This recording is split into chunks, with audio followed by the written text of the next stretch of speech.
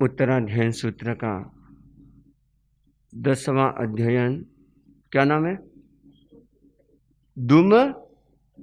दुमपत्तयम। क्या बोलेंगे? हाँ, यह 10वां अध्ययन है जिसका नाम है दुमपत्तयम। और यह किसको लक्ष्य बना के भगवान प्रभु महावीर संबोधित करते हैं? गणधर गौतम स्वामी को। क्यों करते हैं? गणधर गौतम स्वामी को संबोधित क्यों करते हैं? क्यों करते हैं? जब उनके मन में एक ऊहापोह उठता है, निराशा का भाव आता है कि प्रभु मैं जिनको समझा करके लेके आता हूं उनको तो केवल ज्ञान हो जाता है, क्या मेरे को केवल ज्ञान नहीं होगा? क्या मैं ऐसी संसार में भ्रमण करता रहूंगा? तब भगवान प्रभु महावीर उस ऊहापोह को शांत करने के लिए संबोध प्रदान करते हैं। और ऐसे यह संबोध हर व्यक्ति के लिए, हर भव्य प्राणी के लिए, हर आध्यात्मिक पिपासु व्यक्ति के लिए यह संबोध प्रदान किया गया है। और इसका मूल जो हार्द है, एक पंक्ति में जो सार है, एक पंक्ति में जो प्रेरणा है, वो क्या है? समयम गोयम मापमाय, कि हे गौतम तू क्षण भर भी प्रमाद मत कर, अर्थात हर समय जागरूक रहे, अप्रमत्त रहे। क्यों? क्योंकि इसके पीछे जो कारण है भगवान प्रभु महावीर बता रहे हैं कि पहला जो कारण बता रहे हैं कि यह जो जीवन है यह बहुत नश्वर है। नश्वर भी कितना? कि जैसे पीला पड़ा हुआ पत्ता या वृक्ष का जो पत्ता पीला पड़ गया उसको गिरने में कितना समय लगता है? आधा घंटा, 1 घंटा, बस।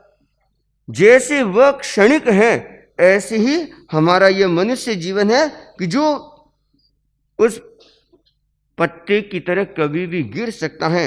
दूसरा उदाहरण देते हैं, कुसग्गे जहोस बिंदुए थोवम चिट्ठई लंबमाणे एवं मणुयान जीवियम समयं गोयम मापमाये, कि जैसे कुश की नोक पर लटकते हुए ओस बिंदु की अवधि थोड़ी होती है, वैसे इस मनुष्य जीवन की स्थिति है। कुश मतलब क्या होता है? जैसे आपने देखा घास का तिनका होता है ना, या दूब होती है। आप देखना सवेरे सवेरे उस घास पर, दूब पर जो ओस की बिंदु जम जाती हैं, ओस की बिंदु कितनी देर की उसकी आयु होती है? कितनी देर? बहुत क्षणिक। थोड़ा सा हवा का झोंका आया, थोड़ी सी धूप निकली और इतने में वह सूख जाती है या गिर जाती है। ऐसे ही यह हमारा मनुष्य जीवन है, उस बिंदु की तरह कि बस बहुत क्षणिक है। कब एक हवा का झोंका आए या कब थोड़ी सी धूप निकले और यह जीवन भी गिर जाता है। और तीसरा कह रहे हैं, इतरियम में आउए जीविये बहुपच्चवाये विहुणा ही रयम पुरे कड़म समयं गोयम मापमाये, कि यह आयुष्य क्षण भंगुर है, यह जीवन विघ्नों से भरा हुआ है। इसलिए हे गौतम तू पूर्व संचित कर्म रज को प्रकंपित कर और क्षण भर भी प्रमाद मत कर। इसमें 3 बातें बता दी। पहली बात तो बता दी कि यह जो आयुष्य है यह क्या है? क्षण भंगुर है। क्षण भंगुर का मतलब क्या होता है? क्षणिक, बहुत थोड़ा है। हमारा जो आयुष्य है ना, मनुष्य जीवन जो है बहुत थोड़ा है। थोड़ा कैसे? अगर आप देखो आज अगर हाईएस्ट उम्र अगर लेते तो कितनी है? 100। हुबली में 100 वर्ष वाले कितने? कोई है? एक भी व्यक्ति अगर हो तो बता दो भाई। कोई मुश्किल से कोई मिल जाए तो बड़ी बात समझना। अर्थात ये 100 वर्ष की जो आयु है ना, हमको लगता है कि 100 वर्ष, लेकिन ये आयु बहुत थोड़ी है। अगर देवताओं का आयुष्य देखो, नारकी जीवों का आयुष्य देखो, तिर्यंचों का आयुष्य देखो, उसके सामने हमारी आयु बहुत थोड़ी है। कछुआ होता है ना, कछुआ, उसकी आयु कितनी होती है? 140 साल का कछुआ तो हमने भी देखा है। जब हम अहमदाबाद गए थे, लगभग शायद 2012 की बात है, अहमदाबाद गए, वहां पर जो कांकरिया में जो जू बना हुआ है, चिड़ियाघर है, वहां पे गए तो वहां देखा, बताया हमको महाराज जी 140 साल का है, इतना मोटा कछुआ था वो। तो आप सोचो कि पशुओं की भी उम्र हमारे से ज्यादा कईयों की, और मनुष्य की उम्र देवताओं के सामने तो क्या है, देवताओं की कम से कम जो आयु होती है 10,000 वर्ष की तो कम से कम है, और ज्यादा उत्कृष्ट जो आयु होती है वो होती है 33 सागरोपम। कितनी? अब ये सागरोपम क्या है? जैसे सागर का कोई ओर छोर नहीं होता, ऐसे उनकी आयु का कोई ओर छोर, हालांकि वो भी आयु एक दिन पूरी होती है, लेकिन इतनी लंबी आयु है कि जिसको आप काउंट नहीं कर सकते, जिसको आप वर्षों में नहीं गिन सकते, इतनी लंबी आयु। और उनके सामने हमारी उम्र क्या है? उनका एक नाटक पूरा होता है ना, अपने यहाँ पर कितनी पीढ़ियां पूरी हो जाती है। सोचो, ये किस लिए कहा गया कि हमारा जो मनुष्य का जो आयुष्य है ना, वो इसलिए कहा गया क्षण भंगुर है, मतलब बहुत थोड़ा सा है। और वो भी क्षण भंगुर होने के साथ साथ में भी क्या है कि जीव ये बहुपच्य वाये, कि उसमें भी ये जो जीवन है ना निरापद नहीं है, कितने कितने विघ्नों से, कठिनाइयों से भरा हुआ है। एक तो होता है ऐसा जीवन आराम से शांति से बीतता हो, झगड़ा झंझट कुछ नहीं, माथापच्ची कुछ नहीं। लेकिन हमारा जीवन कैसा है? माथापच्ची से युक्त है कि माथापच्ची से मुक्त है? युक्त है। तनाव से युक्त है कि तनाव से मुक्त है? समस्या से युक्त है कि समस्याओं से मुक्त है? युक्त है। मतलब कितनी कितनी समस्याओं से, विघ्नों से, बाधाओं से, कष्टों से, कठिनाइयों से हम घिरे हुए रहते हैं, और उसमें फिर शांतिपूर्ण जीवन जीना वो तो और ज्यादा मुश्किल है। तो एक तो पहला तो आयु से छोटा, और इसमें भी कितने कितने विघ्नों से यह हमारा जीवन भरा हुआ है। इसलिए भगवान प्रभु महावीर क्या कह रहे हैं कि पहली बात तो आयु से तुम्हारा क्षणिक, हालांकि उन्होंने तो अपना उद्धार कर लिया, क्योंकि वो तो गणधर्वी थे, उनके पास में तो कितनी कितनी विशेष साधना थी। हमारे पास क्या है? कुछ नहीं। बाबा जी का बस कुछ भी नहीं। लेकिन वो तो गणधर गौतम स्वामी थे। तब सोचना कि क्षणिक आयुष्य, और उसमें भी कितने कितने विघ्न बाधा है। थोड़ा सा विघ्न आ जाता है, इतने में आप क्या करते हो? सबसे पहले काम कौन से छोड़ दो? माथा दुखे हेंगू पहले कौन छोड़ो? महाराज हमारी तो नहीं गए, घरे मेहमान आया तो हेंगू पहले कौन छोड़ो? महाराज दर्शन करना छूटी, सामाई करनी छूटी, साधना करते हो, प्रयोग करते हो, ध्यान करते हो, तपस्या करते हो, वो सब छोड़ दोगे। अब देखो, छोटी छोटी जब आपके सामने स्थितियां होती हैं, उस समय आप धर्म को छोड़ देते हो, तो सोचो कि धर्म करोगे कब? तो ये देखना विघ्नों से भरा हुआ। और इसीलिए भगवान प्रभु महावीर क्या गौतम स्वामी को संदेश दे रहे हैं कि तू पूर्व संचित कर्म रजों को प्रकंपित कर दे। तो छोटा सा जीवन है, लेकिन छोटे से जीवन में तेरे को क्या करना है? जो मेरे पूर्व बंधे हुए कर्म है, उन कर्म रजों को क्या करना है? धुन डालना है, प्रकंपित कर देना है। अर्थात साधना करके उनको तू धुन डाल, अर्थात नष्ट कर दे, क्षय कर दे। और क्षय करने के लिए क्या करना होगा? समयम गोयम मापमाये। और कब हो सकता है?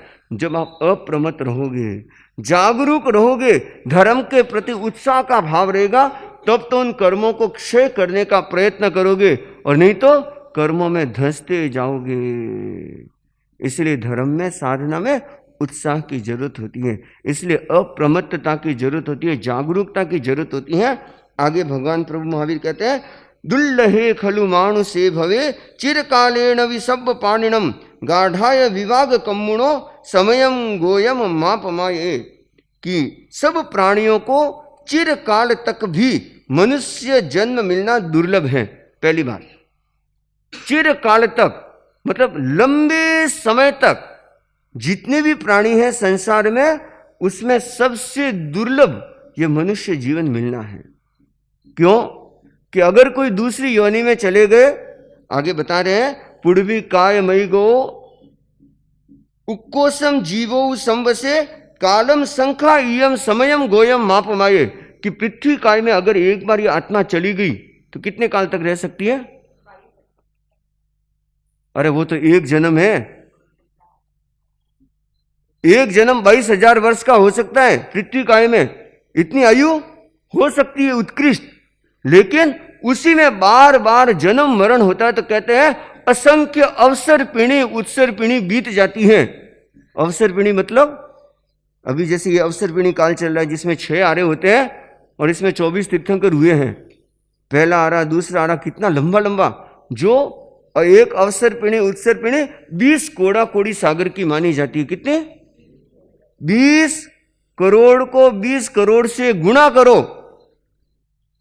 तो वो कहलाता 20 कोड़ा कोड़ी सागर। इतना लंबा। और एक बार अगर पृथ्वी काय में, अप काय में, तेजस काय में, वायु काय में चले गए तो कहते हैं कि असंख्य अवसर पीढ़ी उत्सर पीढ़ी काल तक उस योनि में, पृथ्वी काय में, अप काय में भ्रमण करते रहते। बार बार जन्म मरण उसी में होता रहता है। तो निकलना कितना मुश्किल है, सोचो। और वनस्पति काय में चले गए तो वहां तो अनंत काल तक हमारा उसमें जन्म मरण का भ्रमण का चक्र चलता रहता है। और फिर विंद्रिय, त्रिंद्रिय, चतुरिंद्रिय में चले गए, उसमें भी असंख्य काल तक संख्यात जन्म मरण आप कर सकते हो। सबसे कम जन्म मरण हमारे कौन से होते हैं? मनुष्य जीवन के। तो सोचो, भगवान प्रभु महावीर जो फरमा रहे हैं ना कि दुल्लहे खलु मानुषे भवे चिरकालेण वि सब प्राणिनम, सब प्राणियों के लिए ये जो मनुष्य जीवन प्राप्त करना है ना, ये सबसे दुर्लभतम है। और उसमें भी गाढ़ाय विवाग कम्मुणों कि कर्मों का जो फल है, कर्मों के विपाक, फल को क्या बोलते हैं? कर्मों का विपाक। ये टेक्निकल शब्द हो गया अपना जैनोलॉजी का, कि कर्म का विपाक कैसे मिलता है, मतलब फल। और कर्म के विपाक फल है वो इतने तीव्र है, उन कर्मों को झेलना भी हर किसी के लिए संभव नहीं है। तो इधर तो मिलना मुश्किल, और मिलने के बाद में भी सारे सुयोग का मिलना मुश्किल होता है। और उसमें भी कितने कितने कर्मों का तीव्र दुखमय परिणाम कह दो, अशुभ कर्मों का परिणाम कह दो, या पाप कर्मों का फल कह दो, वो इतना तीव्र रूप से मिलता है कि उसमें से व्यक्ति का निकलना भी बहुत मुश्किल हो जाता है। इसीलिए भगवान प्रभु महावीर कहते हैं कि पहली बात कि चिरकाल तक, चिरकाल मतलब असंख्य अवसर पीढ़ी उत्सर पीढ़ी बीत जाए, इतना लंबा समय निकलने के बाद में भी मनुष्य जीवन का मिलना, एक बार अगर हाथ से निकल गया, यह हमारा मनुष्य जीवन है, एक बार अगर हाथ से निकल गया तो वापस मिलना बहुत मुश्किल है। हम जो भगवान प्रभु महावीर के 27 भवों का वर्णन सुनते हैं ना, वो तो खास खास है। इसके बीच में असंख्य बार उन्होंने तिर्यंश योनि के जन्म मरण किए, असंख्य बार पृथ्वी, पानी, अग्नि, वायु, वनस्पति, ऐसे अनंत, ऐसे उन्होंने कितने कितने जन्म मरण बीच बीच में किए। हम तो खास खास मुख्य मुख्य जो उनके जीवन थे, जन्म थे, जो विशेष थे, हम उनको सुन रहे हैं। तो सोचो हमारा क्या हाल होगा। हम ये जो जीवन हमने प्राप्त किया है, और अगर ये एक बार हाथ से निकल गया तो वापस मिलना इसका कितना मुश्किल है। इसलिए हमें क्या करना है? जागरूक बनना है, अप्रमत्त बनना है। और अगर आप अप्रमत्त बन गए और अप्रमत्त बनकर के साधना करने की कोशिश की, तो फिर हमारे लिए आगे क्या अवसर मिलेगा। क्योंकि अगर हम अच्छी साधना कर लेते हैं तो वह न पृथ्वी काय में जा सकता, न अव काय में जा सकता, न तेजस काय में, न वायु काय, वनस्पति, द्विंद्रिय, त्रिंद्रिय, चतुरिंद्रिय, ये सब तो दरवाजे बंद हो जाते हैं। अगर सही ढंग से उत्कृष्ट साधना कर ले, चाहे अच्छी तरह से सम्यक्त्व की साधना कर ले, सम्यक्त्व को पवित्र निर्मल बना दे, अच्छी तरह से श्रावकत्व की साधना कर ले, अच्छी तरह से साधुत्व की साधना कर ले, तो कहते हैं ये सब दरवाजे तो बंद हो जाते हैं। सिर्फ एक ही दरवाजा खुला रहता है, वो होता है देव गति का।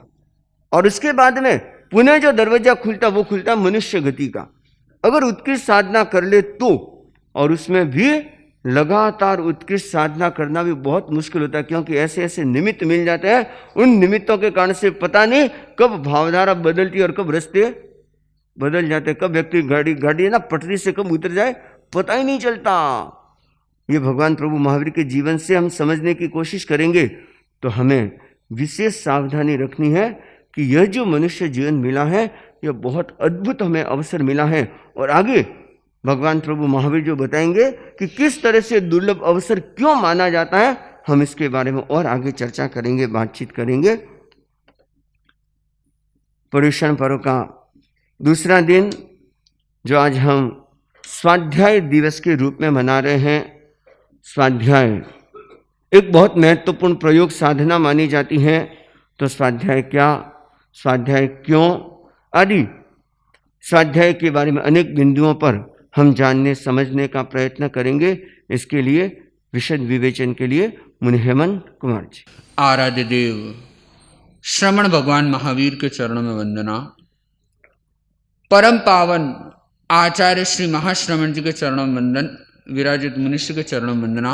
उपस्थित श्रद्धालु श्रावक श्राविकाओं,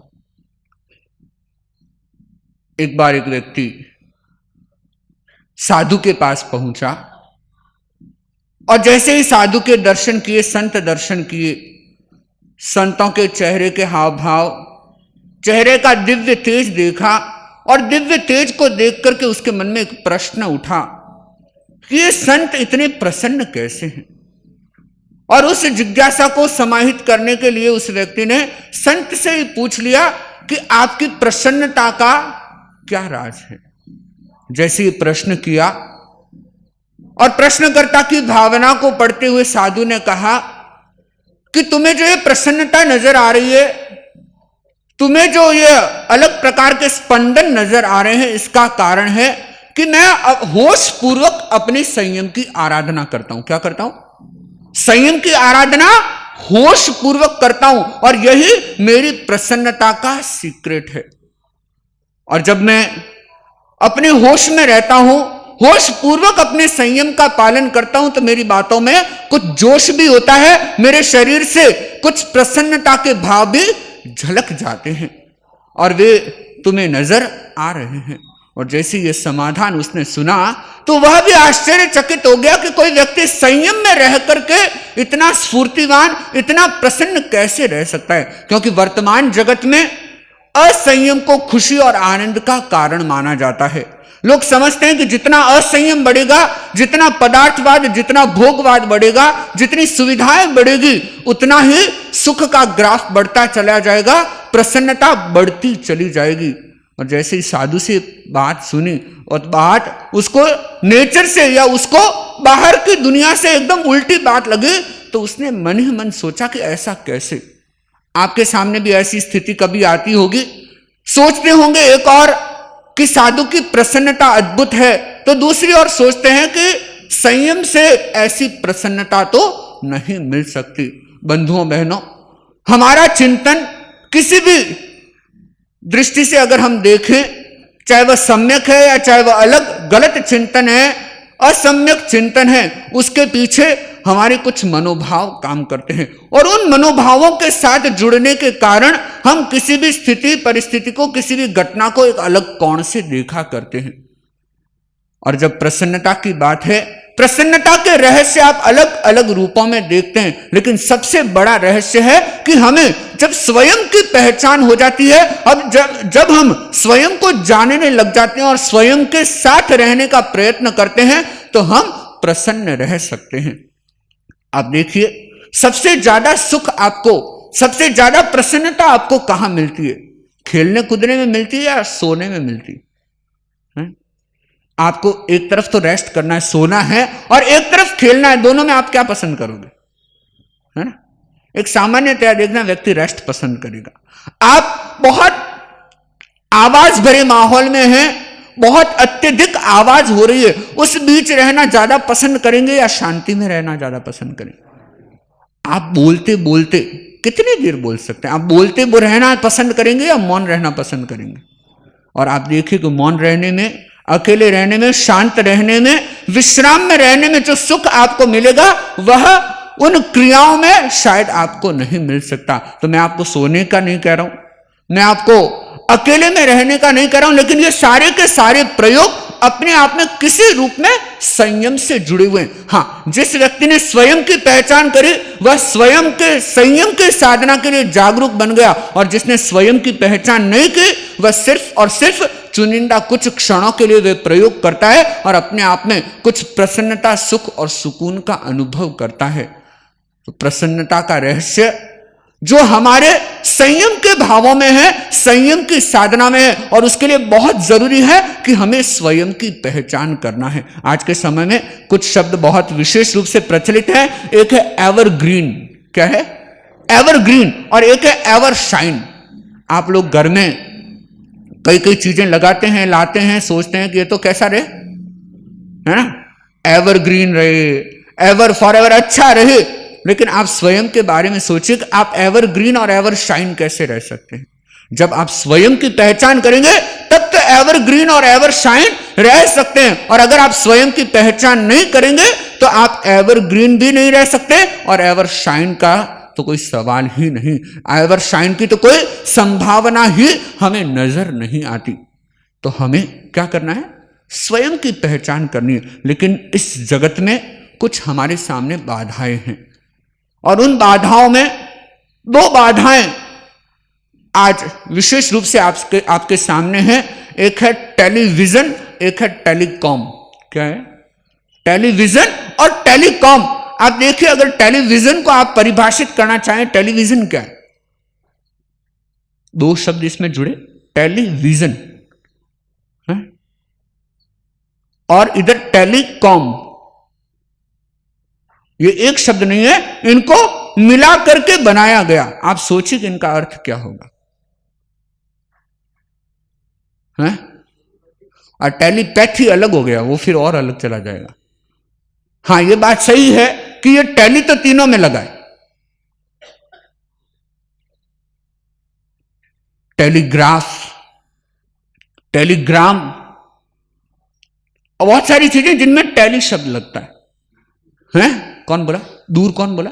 बहुत सुंदर। दूर, दूर को अगर हमें समझना है तो उसे इंग्लिश में टेली कह देते हैं, और हिंदी में जिसे दूर कहा जाता है। अब देखिए कि हिंदी में अगर हम टेलीकॉम को समझने की कोशिश करें, जिसे कहा जाता है दूर संचार। क्या है? दूर संचार। और टेलीविजन को देखें तो दूरदर्शन, है ना। हालांकि आप दूरदर्शन को तो पसंद नहीं करते होंगे, क्योंकि दूरदर्शन गवर्नमेंट का चैनल है। आप लोगों को लगता है कि उसमें क्या आता है। आपको यह भी एक बात बता दूं, सहज बात आ गई तो, कि जितना किसी चीज के बारे में ऑथेंटिसिटी अगर हमें प्राप्त करनी है तो आपको पता होना चाहिए कि गवर्नमेंट की चीजें बहुत बड़े मापदंडों के साथ तोल करके लोगों तक पहुंचाई जाती, वह सिर्फ बिजनेस करने के लिए नहीं होती। लेकिन आप जिन न्यूज चैनल्स को देखते हैं, अमूमन सारा का सारा क्या है? बिजनेस है।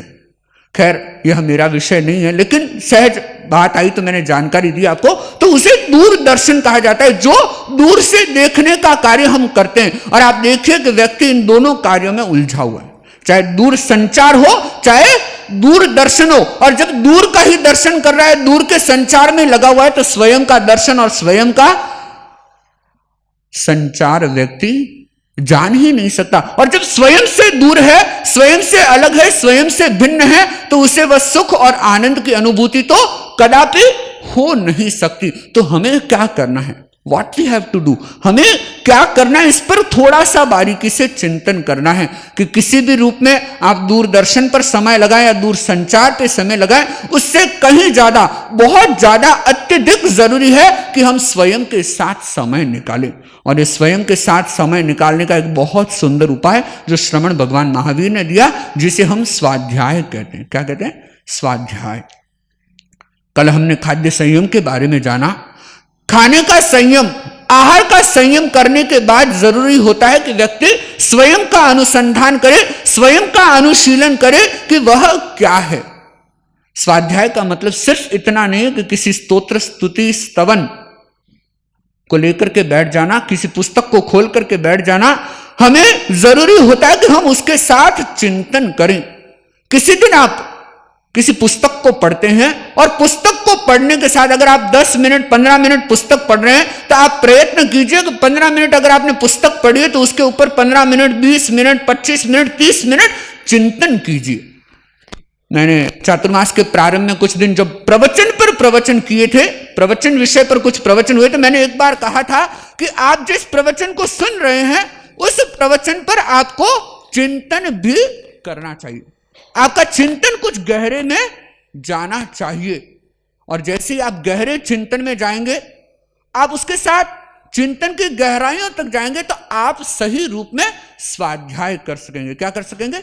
आपका स्वाध्याय प्रैक्टिकल बन पाएगा। आपने पुस्तक पढ़ी, आप उठ के खड़े हो गए, प्रवचन सुना, उठ के खड़े हो गए, वह आपका सही रूप में स्वाध्याय नहीं हो सकता।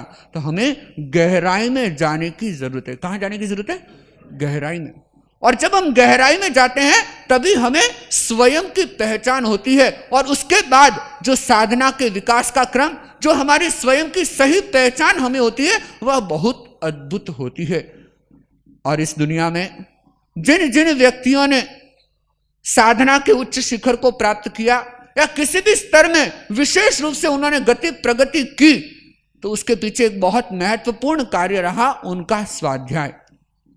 अब सांसारिक क्रियाकलापों में देखिए कि जो लोग व्यापार करते हैं, हालांकि शिक्षा और स्वाध्याय में बहुत बड़ा अंतर है, शिक्षण अध्ययन में और स्वाध्याय में बहुत बड़ा फर्क है, लेकिन आप लोग जो वर्तमान शिक्षा को देखते हैं, वर्तमान शिक्षा का एक लक्ष्य है कि व्यक्ति अपनी आमदनी करना शुरू कर दे, व्यक्ति को अच्छा जॉब मिल जाए, व्यक्ति का कामकाज थोड़ा सुधर जाए, उस कामकाज के लिए व्यक्ति कुछ करता चला जाए। यह एक सोच होती है, एक चिंतन होता है।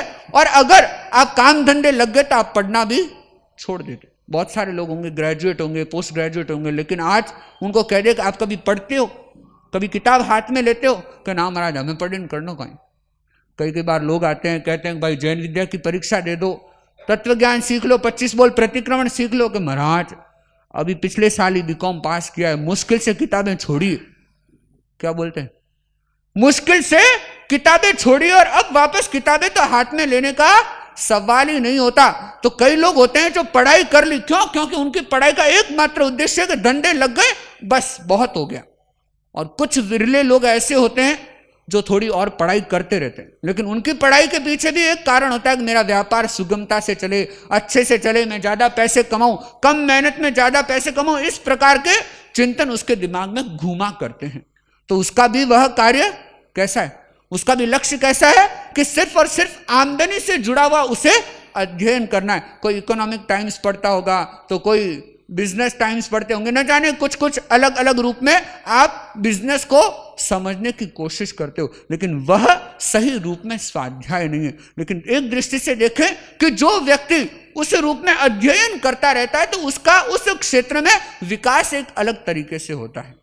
बिजनेस करने वाले लोग जानते हैं कि जो हर चीज का नॉलेज रखते हैं, उनका बिजनेस करने का तरीका अलग हो जाता है, बदल जाता है। लेकिन यहां मैं बिजनेस सिखाने की बात नहीं कर रहा, मैं बात कर रहा हूं कि व्यक्ति अगर अध्ययनशील है, स्वाध्यायशील है, तो उसका विकास बहुत अद्भुत हो सकता है। और कई बार आश्चर्य होता है कि अगर आपको स्वाध्याय के लिए प्रेरणा दी जाए, तो शायद वह प्रेरणा आपके मन मस्तिष्क में, आपके हृदय के भावों को छूती है या नहीं छूती है। लेकिन अगर आपने शेयर मार्केट में इन्वेस्ट किया है, तो आप बार बार स्वाध्याय करते हो, है ना। आदमी हर रोज सुबह क्या करता है? IBN 7 है क्या ये? है? और कौन सा है? अरे शेयर मार्केट कहां देखते हो? जी बिजनेस। अरे वाह, जी बिजनेस में देखेंगे सेंसेक्स कहाँ है, निफ्टी कहाँ है, ये कहाँ है, वो कहाँ है, दिमाग कहाँ चलता रहेगा कि भाई उस हिसाब किताब को देखते रहो। और यह भी क्या है? आपका अध्ययन है। और उसके बाद देख लेने के बाद कि भाई 3 बज गए, शेयर मार्केट बंद हो गया, 5 बज गए, मार्केट बंद हो गया, फिर आप क्या करते हो? सोचते हो अब कल पैसा कहाँ लगाना। सोचते हो कि नहीं सोचते?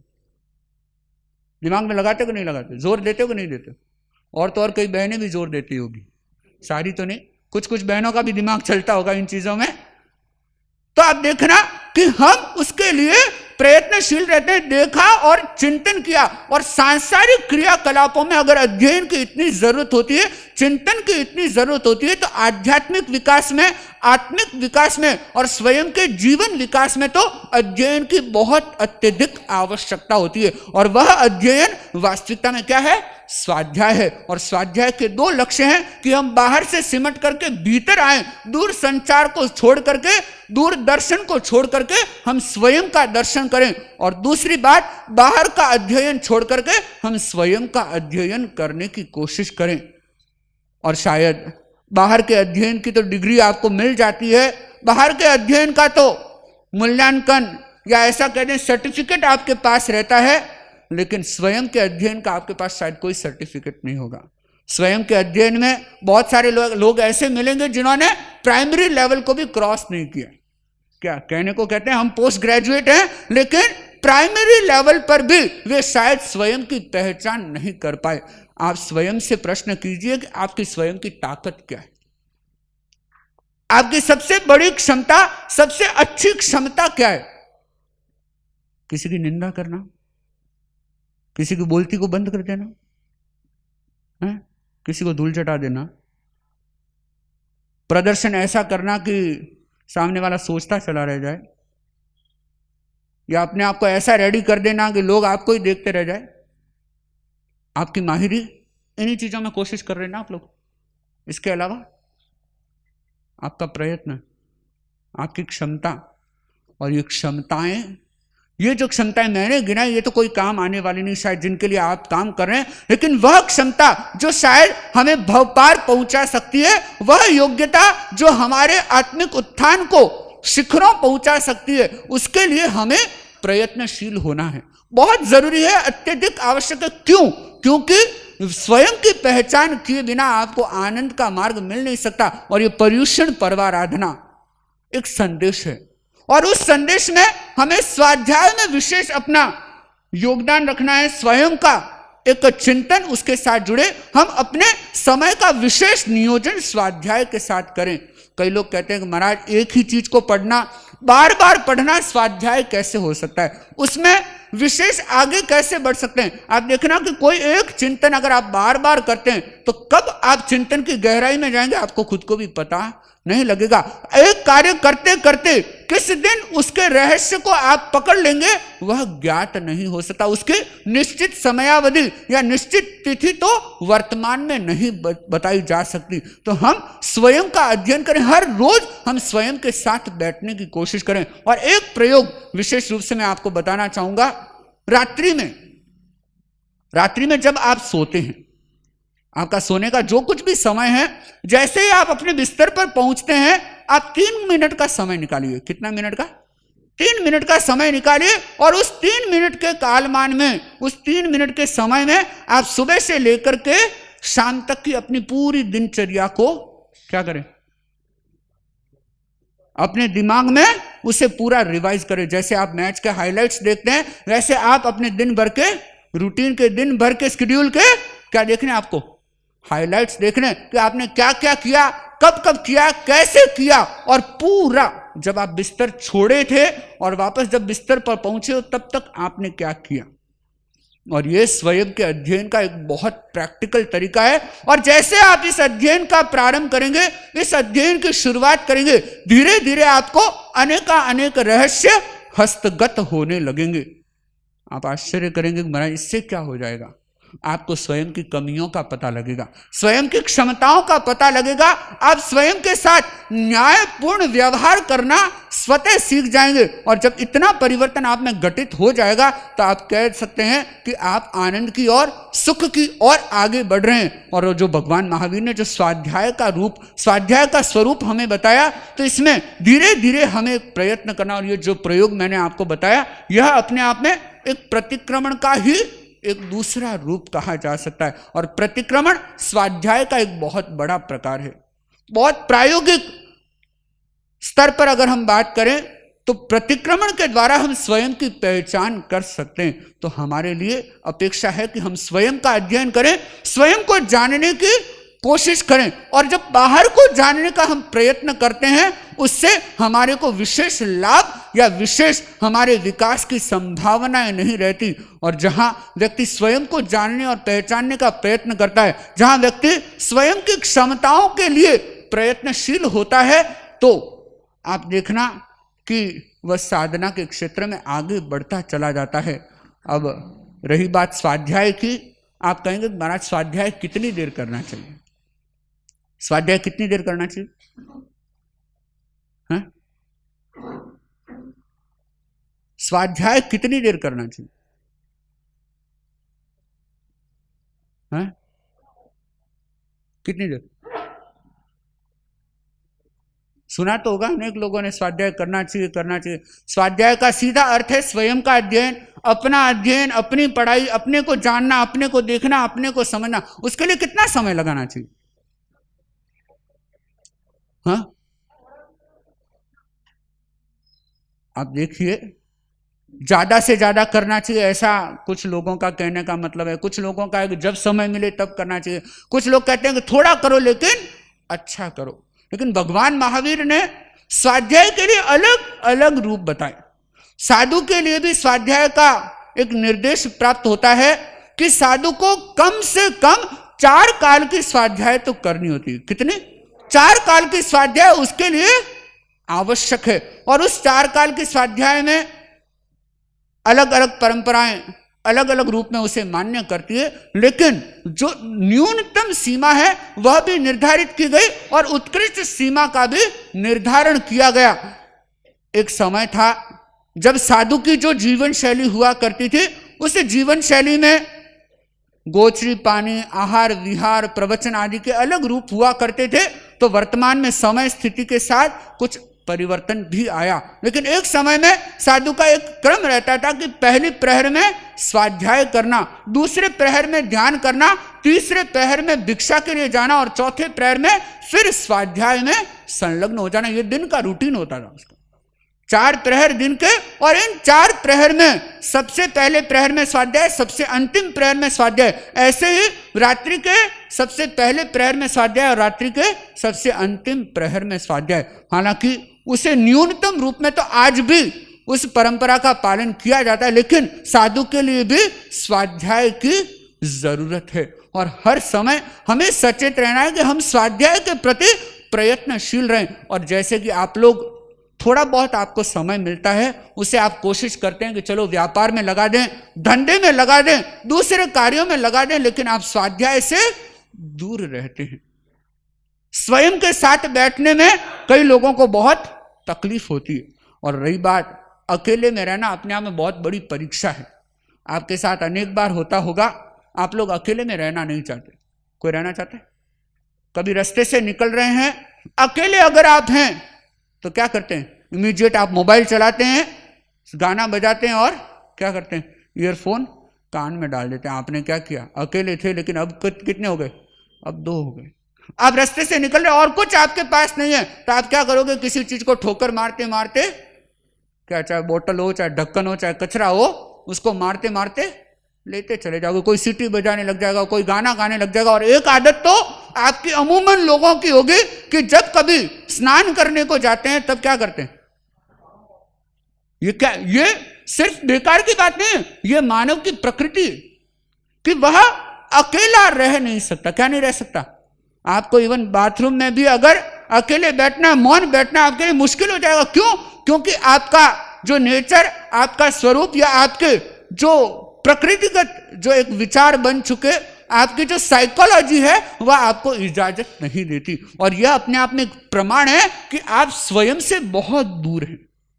और अगर आपको स्वयं के नजदीक पहुंचना है तो आप बार बार प्रयत्नशील हो। क्यों? क्योंकि चंद मिनटों का स्वाध्याय या किसी क्षण किया गया स्वाध्याय या महीने में 1-2 बार उस चिंतन में लीन होने का मतलब यह नहीं होता कि हम स्वयं की पहचान कर पाएंगे। जब बार बार वैसे प्रयत्न होते हैं, शक्तिशाली प्रयत्न होते हैं, सशक्त प्रयत्न होते हैं, तो फिर संभावनाएं बनती है कि हम स्वयं की पहचान कर पाएंगे। तो जो स्वयं की पहचान करने का मार्ग जो श्रमण भगवान महावीर ने दिया कि स्वयं का अध्ययन करें, और उसके लिए एक प्रयोग मैंने आपको बताया कि अपनी दिनचर्या को क्या करें?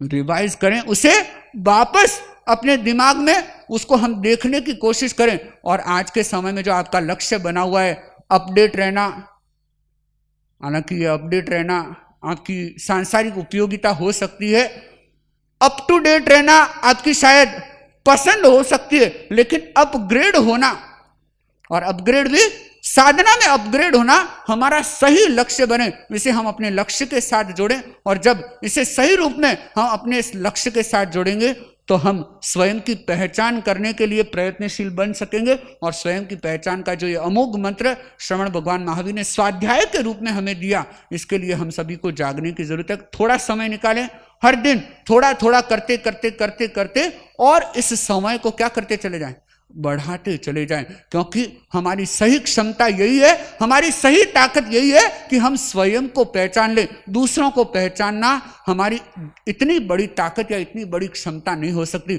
जितनी बड़ी क्षमता हमारी स्वयं की पहचान है। तो सभी लोग अपने आप में समर्थ बने, सक्षम बने और उसके लिए स्वयं की पहचान और उस स्वयं की पहचान का जो मार्ग श्रमण भगवान महावीर ने स्वाध्याय के रूप में दिया उसे हम अपने जीवन में स्थान देने का प्रयत्न करें। इन्हीं भावनाओं के साथ मेरा विनम्र निवेदन मुनि श्री हिमांशु कुमार जी स्वामी से अपने उद्बोधन करें। ओम वीरं वीरं महावीरं, ओम वीरं वीरं महावीरं, तेरे चरण दिखाए भवतीरम, तेरे चरण दिखाए भवतीरम। ओम वीरं वीरं महावीरं, ओम वीरं वीरं महावीरं। देवादिदेव चरम तीर्थंकर भगवान प्रभु महावीर को वंदन।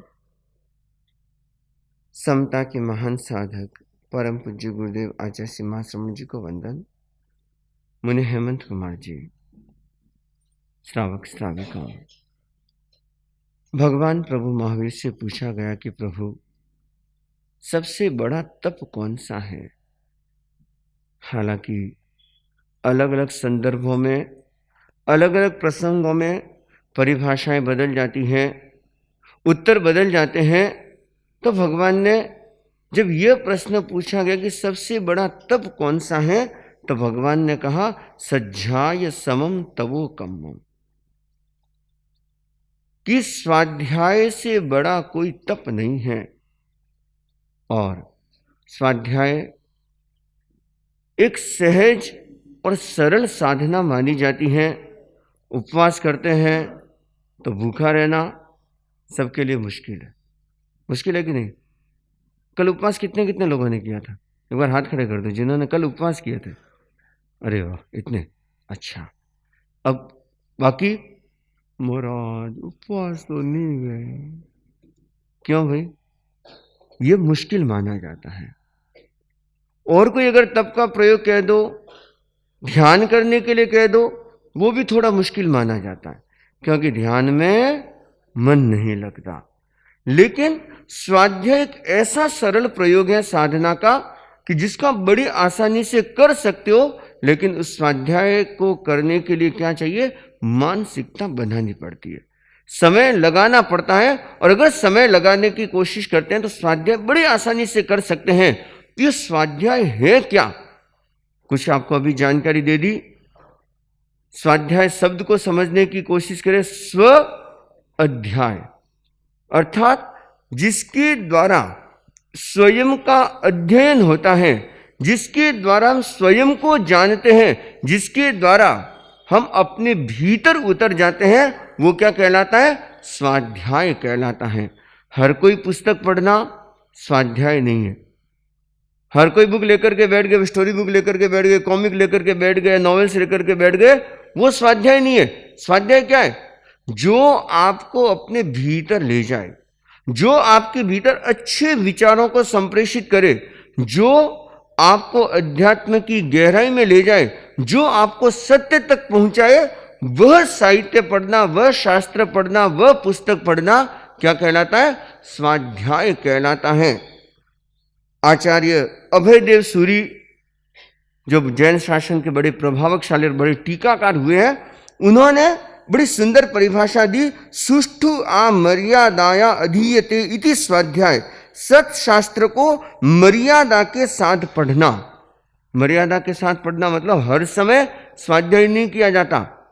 आगमों में आता है प्रथम प्रहर, अंतिम प्रहर, यह स्वाध्याय का माना जाता है। दिन का प्रथम प्रहर और दिन का अंतिम प्रहर, रात्रि का प्रथम प्रहर, रात्रि का अंतिम प्रहर, यह स्वाध्याय का माना जाता है।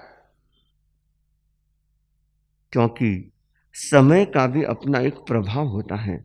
तो कौन से समय में स्वाध्याय करना?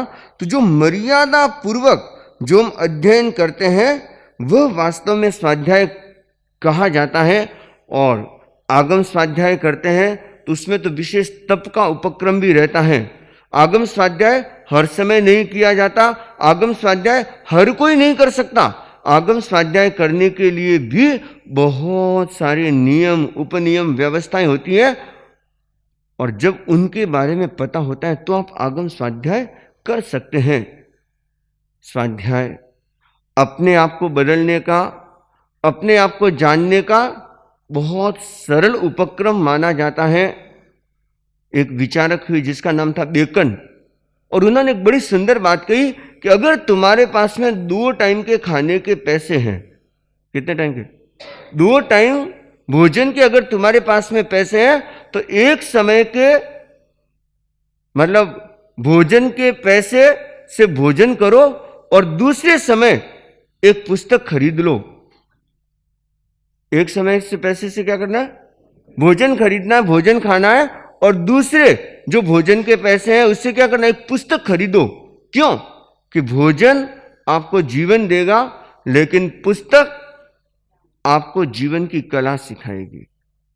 तो जीवन में ये एक बहुत बड़ी कला मानी जाती है। तो कोशिश करें कि हर रोज कुछ अपना स्वाध्याय का क्रम अवश्य बनाना चाहिए, और वही वास्तव में स्वाध्याय कि जिनको पढ़ने के बाद में आपको ताजगी महसूस हो, आपको एक अच्छा अनुभव हो, और आपको लगे कि हां, आज मैंने कुछ अच्छे विचार ग्रहण किए हैं। जब यह भाव उठता है तो समझ लेना कि वह आपका स्वाध्याय है। और कुछ स्वाध्याय ऐसा भी होता है जो गहरा होता है। गहरा मतलब अब इतनी ज्ञान की गहरी बातें होती हैं जो जल्दी से समझ में नहीं आती, लेकिन उनको बार बार पढ़ना होता है।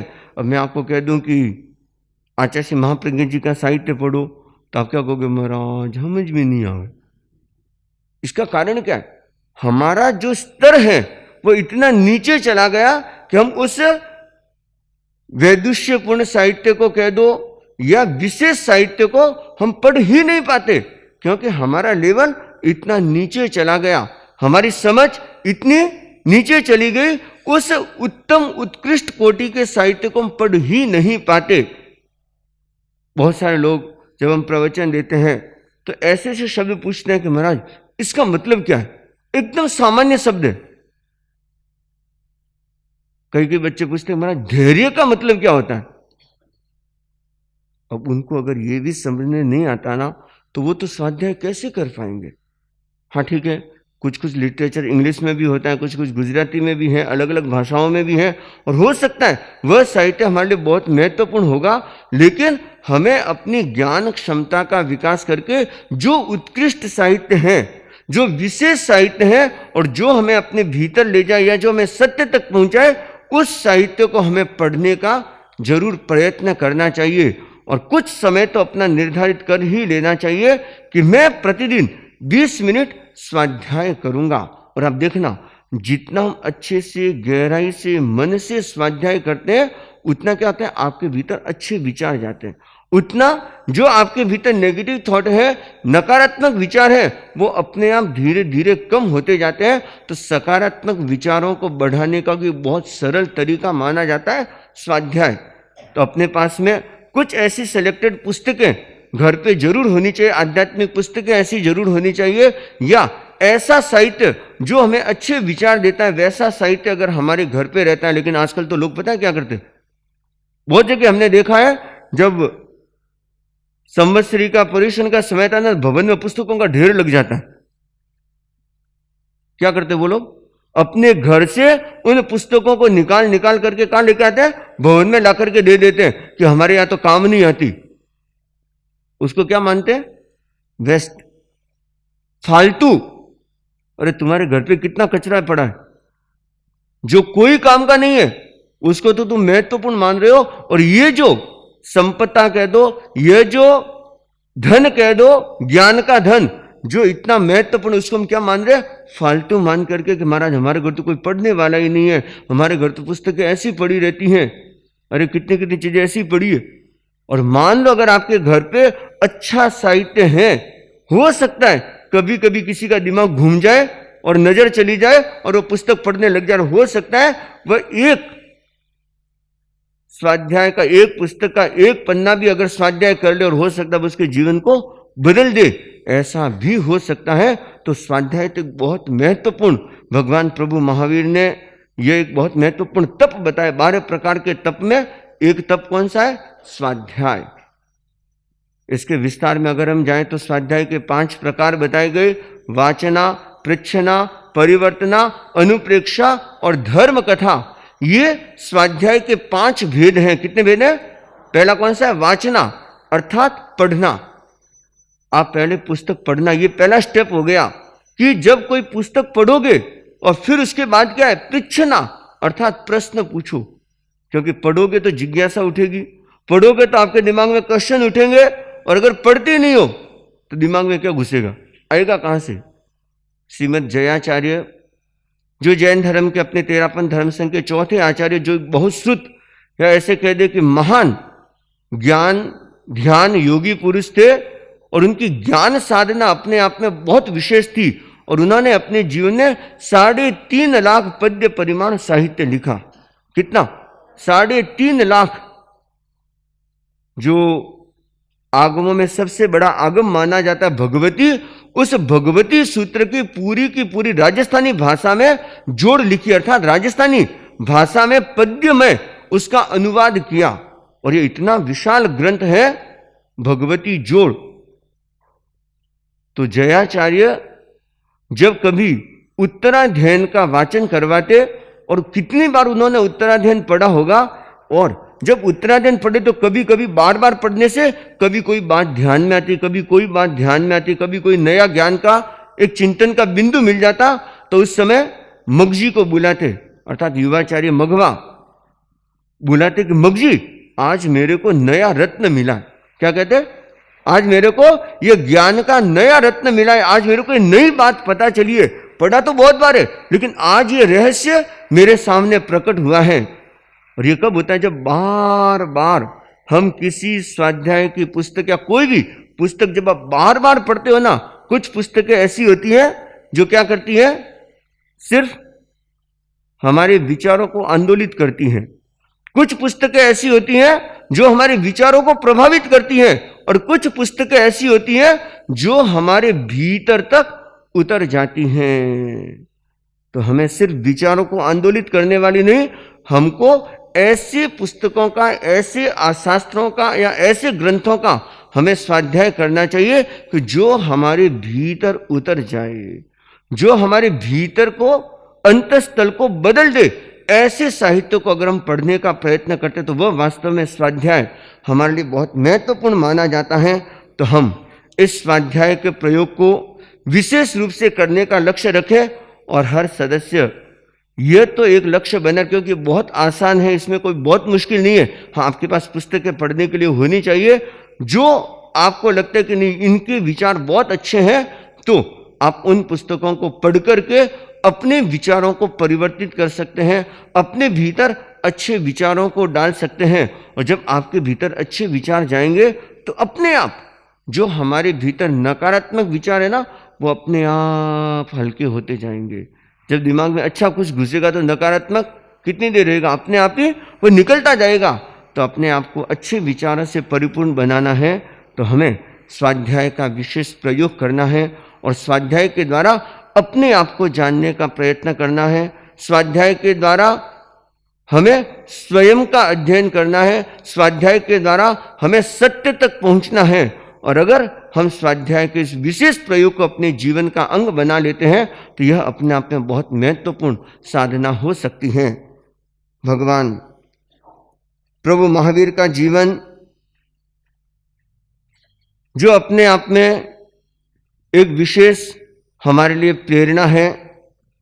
जैसे बीज में वृक्ष बनने की क्षमता होती है, पात्रता होती है, शक्ति और क्षमता होने पर भी कहते कि जब तक कुशल माली का संयोग नहीं मिलता तब तक वह बीज वट वृक्ष नहीं बन पाता।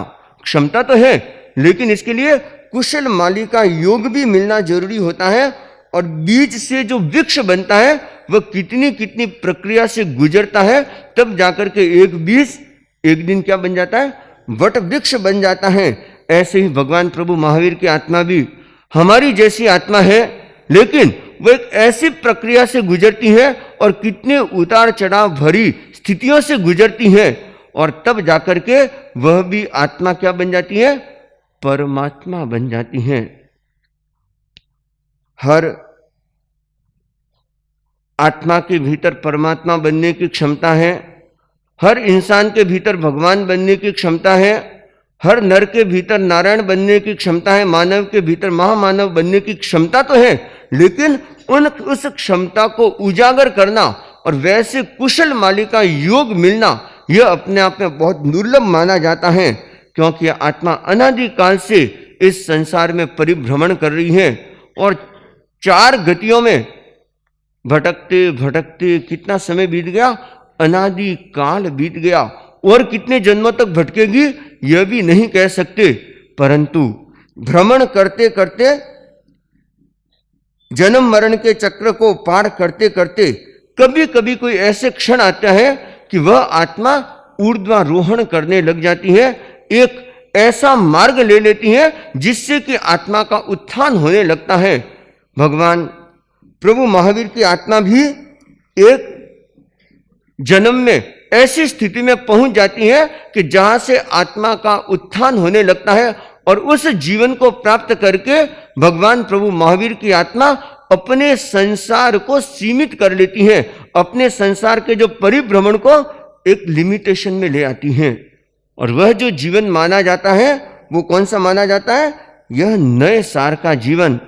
सुनो सुनो महावीर कथा जीवन चमकाए रे, सुनो सुनो महावीर कथा जीवन चमकाए रे, सुनो सुनो प्रभु वीर कथा जीवन सरसाए रे, सुनो सुनो प्रभु वीर कथा जीवन सरसाए रे।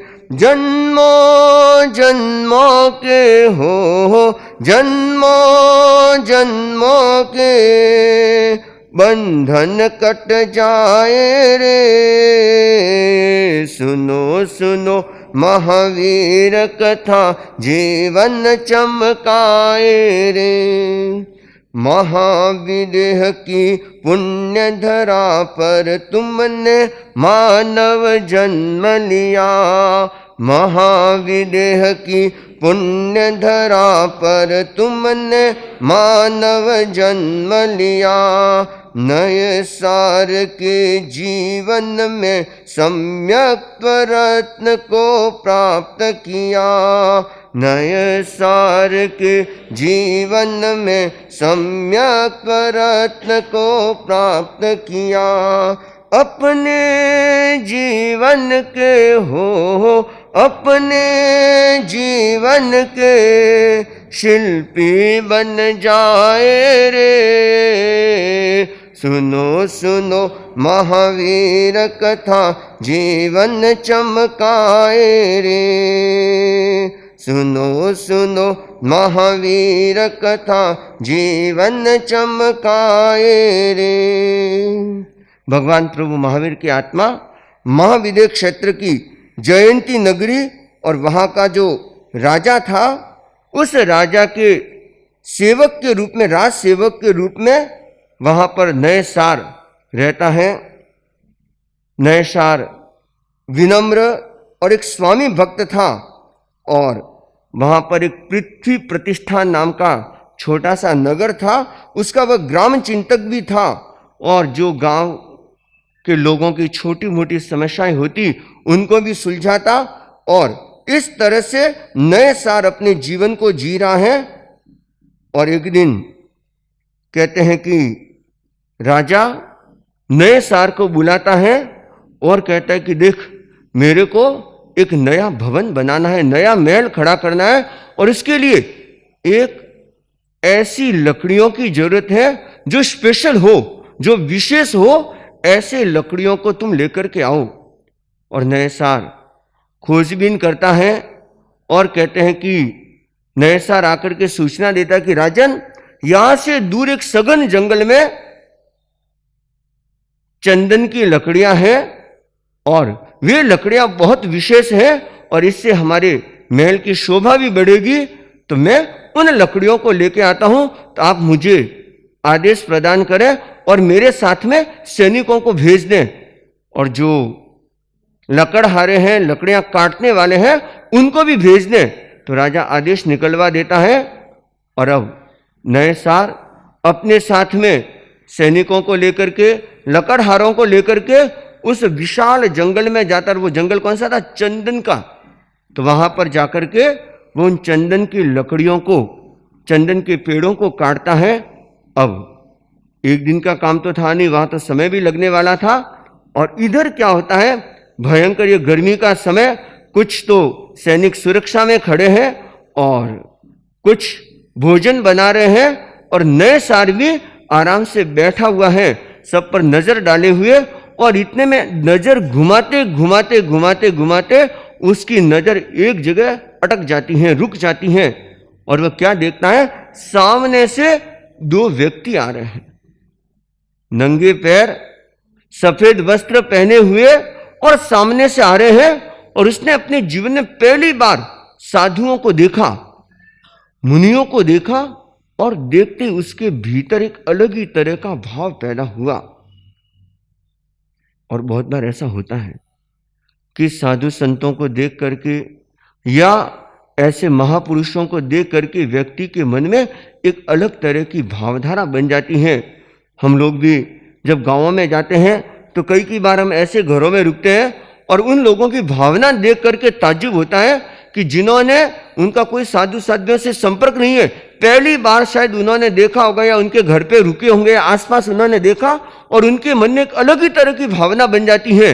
हम पंजाब गए तो वहां पे एक पंजाबी सरदार परिवार था, वहां रुके और रुकने के बाद में जब उनको बताया गया और बताने के बाद में अब जो परिवार रुके हुए थे, शाम को हमें विहार करना था, तो उन्होंने कोई खीर बनाई और वो भावना भाने लगे कि महाराज जी हमारे हाथ से भी लो। तो हमने कहा भाई हमको जरूरत नहीं, कि नहीं लेनी पड़ेगी।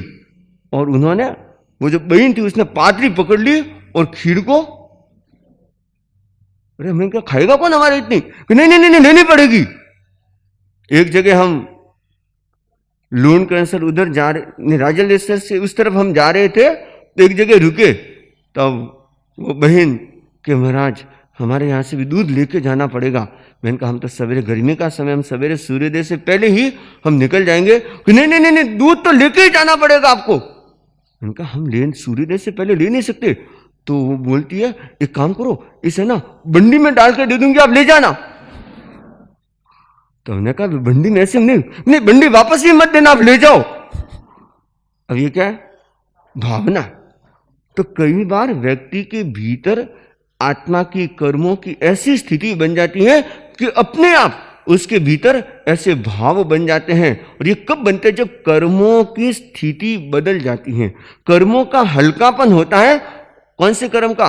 मोहनीय कर्म का हल्कापन, क्रोध, मान, माया, लोभ, ये जब हल्के हो जाते हैं तब जाकर के ऐसी भावना पैदा होती है। तो नए सार भी अब इधर उधर देख रहा है और जैसे ही देखा कि सामने से दो संत आ रहे हैं और जैसे जैसे नजदीक आए तो उसके भीतर एक इस तरह का भाव पैदा होने लगा। और देखते ही और देखा कि भयंकर गर्मी और नंगे पैर और एकदम पसीना चू रहा है। और जैसे नजदीक आए तो स्वाभाविक रूप से उसके हाथ जुड़ गए और कहा कि आप कौन?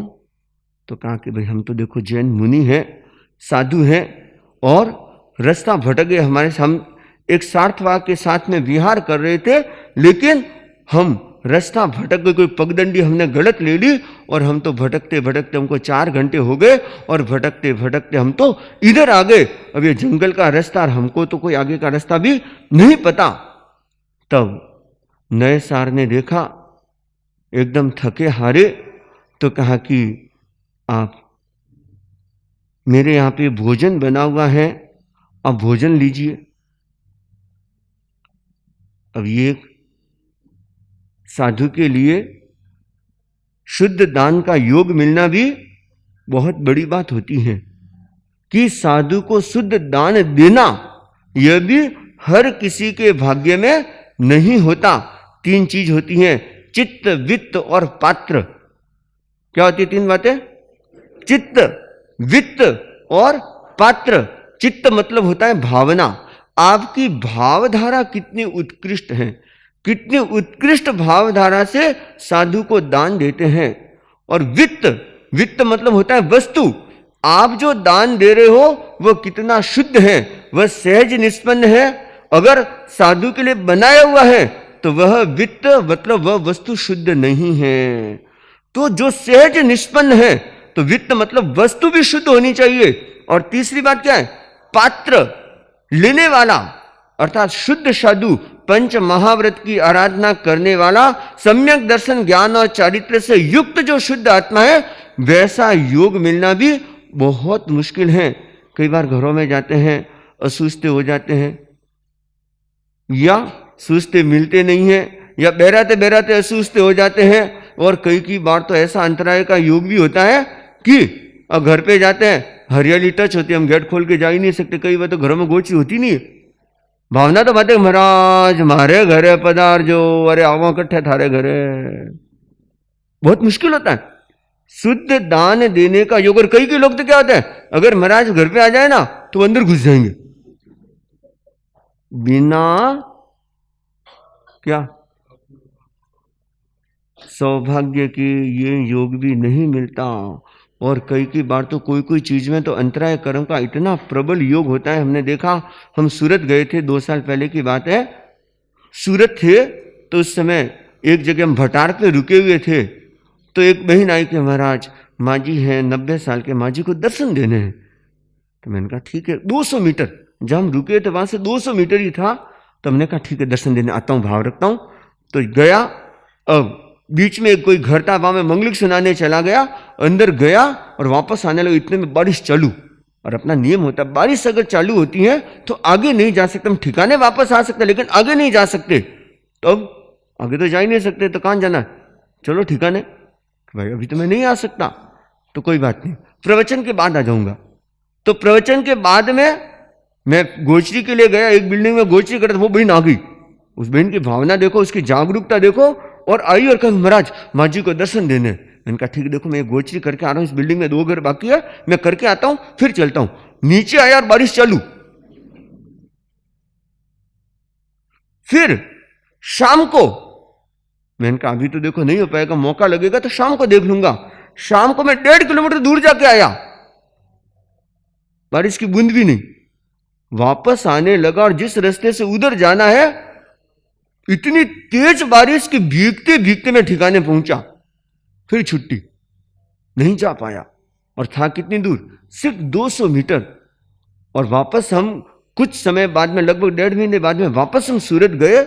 तो हेमंत मुनि उधर जा रहे थे, तो उधर से निकले तो उनको पता, शायद पूछा अरे उनके नंबर है क्या कोई पास में, वो उनका घर जानते हो?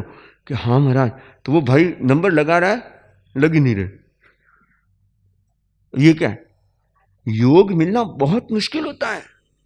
और अगर योग मिल जाए तो उसमें भी भावों की उत्कृष्ट भावधारा, ये मिलना तो और मुश्किल है। महाराज मारे तो कोई लिख दो ही को नहीं, ये नहीं। आपके घर पर जो सूझता है, जो सहज निष्पन्न है, वह भी उत्कृष्ट भावों से अगर बहराते हैं तो वह अपने आप में बहुत शुद्ध दान माना जाता है। तो नए सार के मन में अब ऐसा उत्कृष्ट रसायन बना, ऐसी भावधारा बनी कि जब वो साधु आए और जो भोजन बना हुआ था सहज निष्पन्न था, और उस भोजन को बड़े उत्कृष्ट भावों के साथ में क्या किया? साधु को बहराया।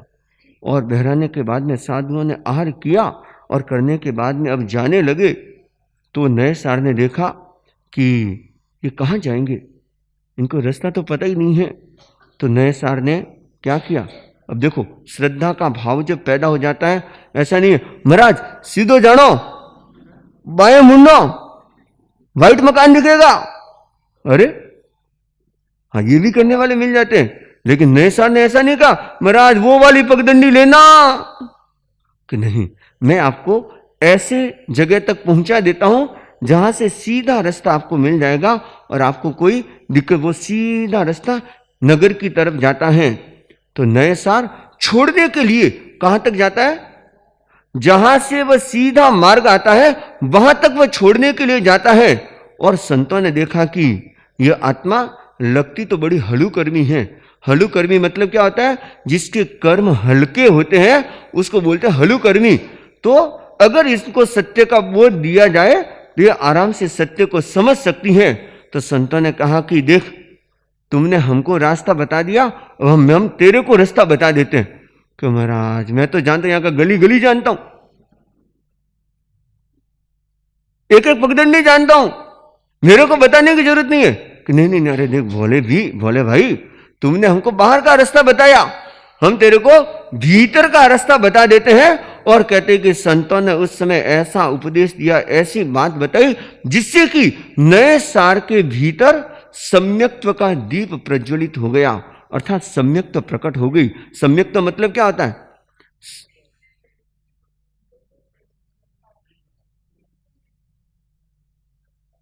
हाँ, थोड़ा विशेष ध्यान रखना है ना, जिसका भी बजा है विशेष ध्यान देना।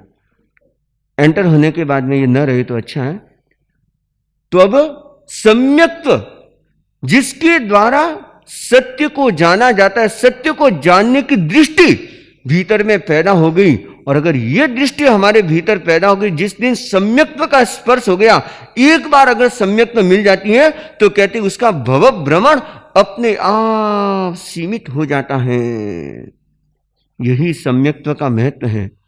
बिन सम्यकित सब सून, बिना सम्यक्त्व के सब कुछ निस्सार माना जाता है। एक का है, आगे एक जीरो लगाए तो कितना हो गया?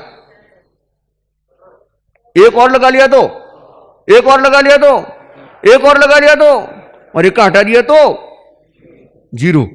बस यही सम्यक्त्व है। ये एक का क्या है? सम्यक्त्व है कि एक बार अगर सम्यक्त्व प्रकट हो गई, हालांकि आने के बाद में जा भी सकती है, आने के बाद में भी और बहुत कुछ हो सकता है, लेकिन भव भ्रमण अपने आप सीमित हो जाता है। एक बार सत्य को प्राप्त करने की दृष्टि प्राप्त हो गई और नए सार के भीतर भी ऐसा भाव बना, ऐसी भावधारा बनी कि वह सम्यक्त्व का स्पर्श हो गया और सही दर्शन मिल गया, सही तत्व को सत्य को जान लिया।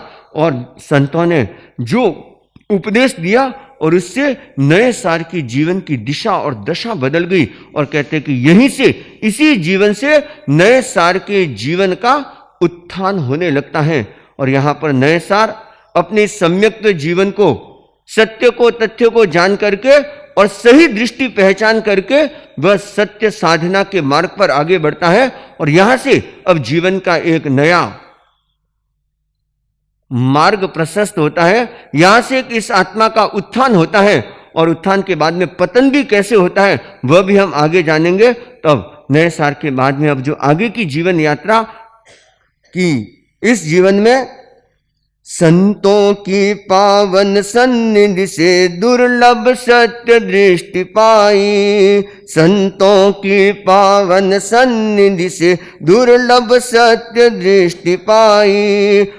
मिथ्यात्म की अंधियारी गलियों में ज्योति प्रकटाई, मिथ्यात्म की अंधियारी गलियों में ज्योति प्रकटाई। जंगल में मंगल हो, जंगल में मंगल, सन्मार्ग दिखाए रे। सुनो सुनो महावीर कथा जीवन चमकाए रे। सुनो सुनो महावीर कथा जीवन चमकाए रे। कि बस थोड़ी देर के संतों की सन्निधि भी नए सार के लिए वरदान बन गई। और जो मिथ्यात्व का अंधकार था, उस मिथ्यात्व के अंधकार को क्या किया? छिन्न भिन्न कर दिया। थोड़ी देर की संतों की संगत, और ये संतों की संगत बहुत महत्वपूर्ण मानी जाती है। जो लोग कई बार ये सोचना कहीं गई कहीं मળી, हाँ लाडू तो नहीं मिला, तो बात पक्की है। कोई 26 जनवरी से जो लाडू मળી, लेकिन थोड़ी देर की भी संतों की संगत या संतों की वाणी सुनना, आगम वाणी सुनना, और हो सकता है वो हमारे जीवन को बदलने वाला बन जाए। और जंगल में भी नए सार के लिए क्या हो गया?